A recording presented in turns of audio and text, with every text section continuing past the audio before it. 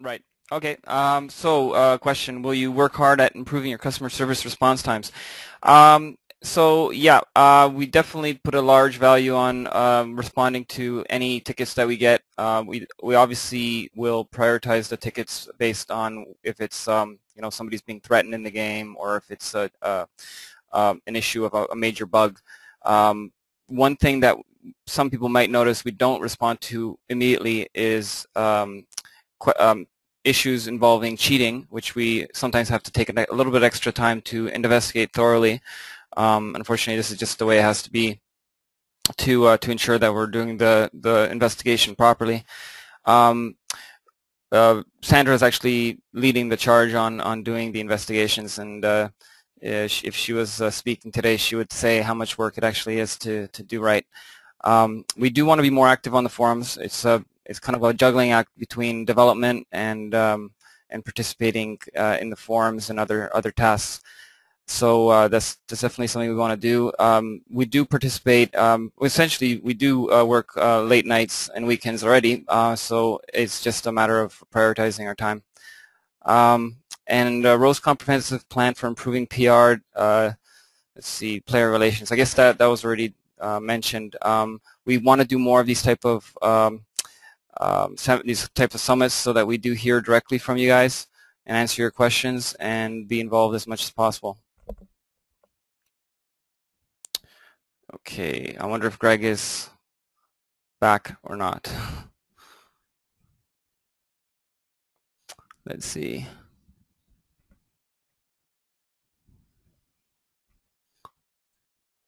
Okay, well, while Greg is disconnected, let me take a question here.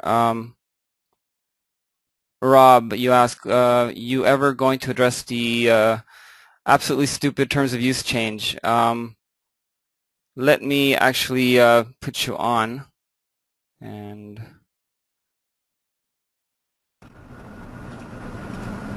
hi, Rob. Do you want to elaborate on the question you have about the terms of use, specifics of what you find objectionable? All right, I'm back on too. Oh, okay. I was just putting on Rob. Sorry, guys, I did reconnect there. Yeah, I know. Sorry, guys, I was there. I was muted by mistake. The system muted me. It doesn't like me, but I'm back. Do you want to go back to the questions and to the answers, and we'll deal with that question later? Okay. Well, Rob doesn't have a mic, so actually, let's go back to. We'll answer this question at the end then. Anyway, I went over question 5, so I don't know if there's anything you'd like to add to that, Greg. Yes, I heard. So the only thing I wanted to add to this is that we had some backlog of support cases with specifically dealing with the stewardship gifting villages. That has changed for us in a good way. I hope in a good way in general for the game. We don't have as many cases to deal with, so we'll be able to get to a lot of the terms of use abuse cases much quicker. We also find that most of the vast majority of cases we have a turnaround of about 1 day. So I'm not sure which cases you're particularly asking that its response time is slow. But like Mark said, if it's terms of use abuse, then we do take our time to be sure that if we do suspend someone, then it's for a good reason. All right, let me just move on. More administrative questions. We, by the way, grouped questions into these different groups so that we, better to just discuss them all at once. Okay. Will there be public access to details of the disciplinary actions taken? I don't like the term disciplinary action. It sounds like we're teachers with a big bat, but this is the question that you guys asked, so we'll just leave it like this. The answer to that is definitely no, because there are obviously privacy issues that we have to take into consideration. We certainly cannot make things like this public for other reasons. I mean, we discussed this on the forum for a long time. So for those who are really interested, I can point you back to some some threads that have this dealt with ad nausea, I would say. But the people that have been either banned or suspended, they do get information, pretty much any information they want. but we don't reveal the way we track different things. That's just something we can't do. No public disclosure of actions taken, but the person who has been affected by this can definitely contact us, and we can give them more information, and we always do give them more information if they ask. You have to understand that in 99.99 cases, literally that never happens. We can see this when we ban 3 or 4 people for cheating. We can see a pattern of logins of each account, and only the account that we know is real is talking to us. So it's quite clear what's happening in many of the cases. But I'll leave it at that. If you have further questions, you guys can ask in the questions panel. Okay, will you make sure that you don't punish innocent players, and how will you make sure of that? And it's been suggested that this has been happening, that we punish innocent players. I seem to recall that there was a round 1 of a situation where we reversed a suspension. I don't know whether that was the case, but outside of that, I'm sorry, we don't accept that there was a situation where a person that was innocent was punished. If we did find that we made a mistake, we've done it before, in other things, we would have reversed that. We don't have a power trip that we just want to stick to our decision. We do take extreme measures, and I really mean extreme, to make sure that what we're doing is the right thing to do. A person that's been breaking rules and cheating, creating fake accounts, things like that, that usually happens over many months. The pattern is easy to see. Unfortunately, when you're, I guess, robbing a store, if I can make that connection, if you just rob that one store and leave and never rob any other store, then it's hard for you to find. But if you keep coming to that store and keep robbing in the same way, it will not be hard to see a pattern.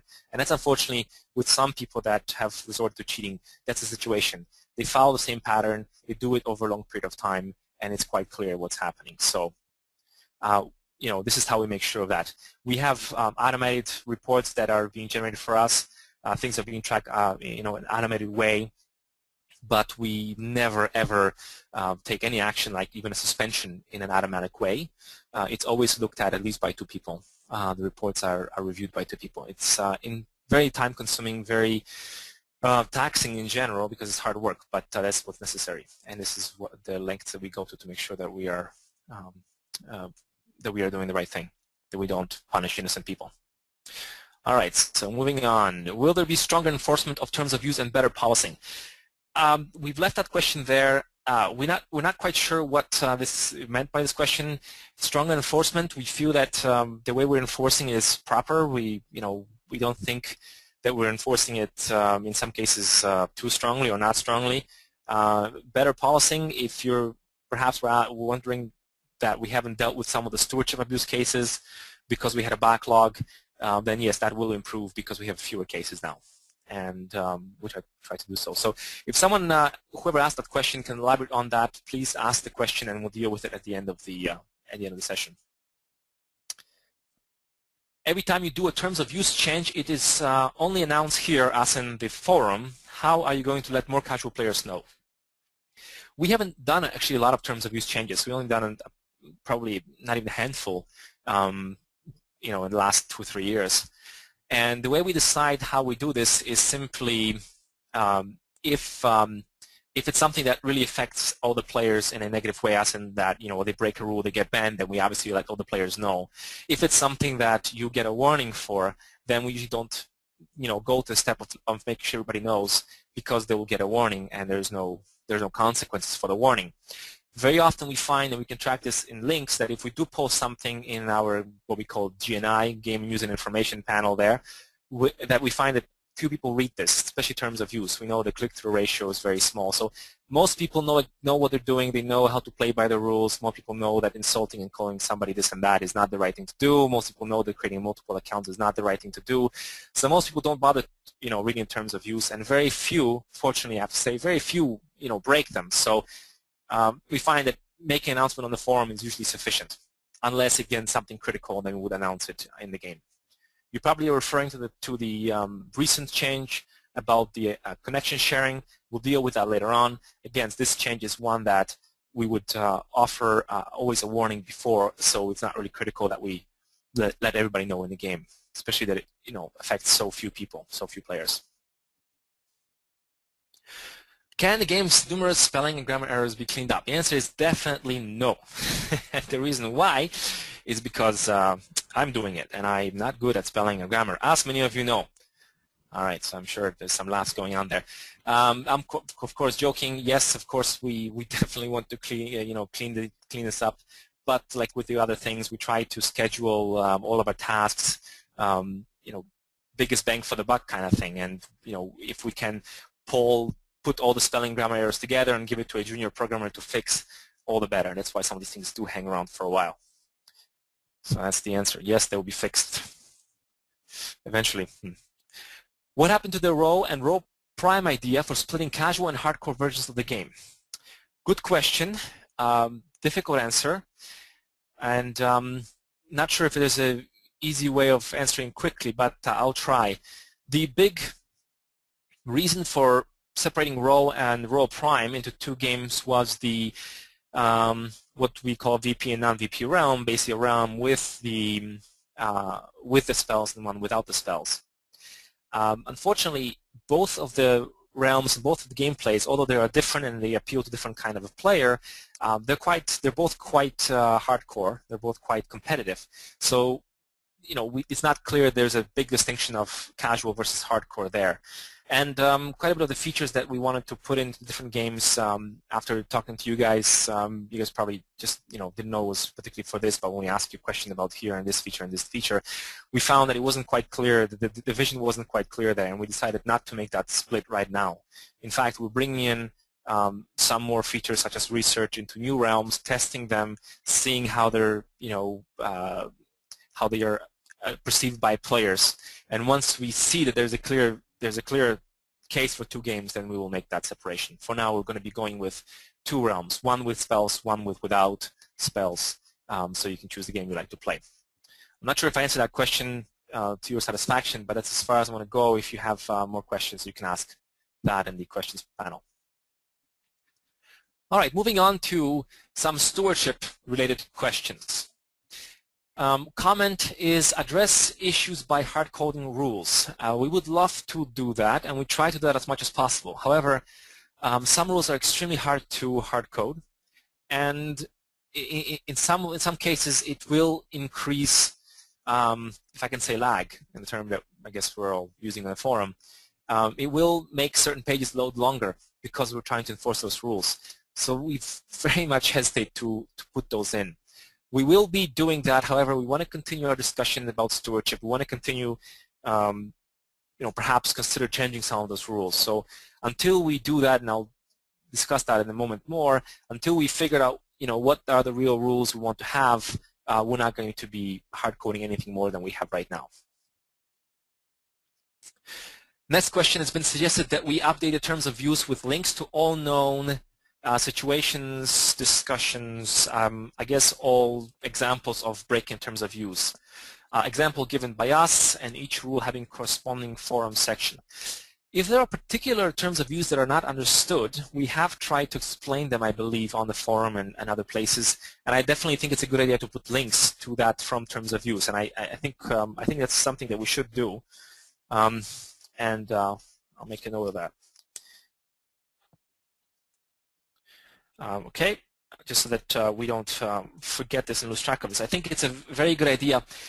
However, I'm not sure about putting examples for every single, terms of use violation or rule, because most of are self-explanatory. Again, unfortunately, a lot of discussion sometimes focuses on these cases, but the vast majority of you guys know exactly, how to play by the rules, and most of the rules to most of you are common sense.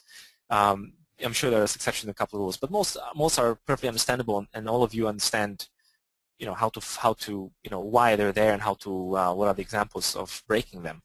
So I don't see really that important to have an example of everything, but we definitely will include links in the terms of use to examples of those that are perhaps not as self-explanatory. And if you guys create a user voice suggestion to do so, then we'll know which ones need to be explained more.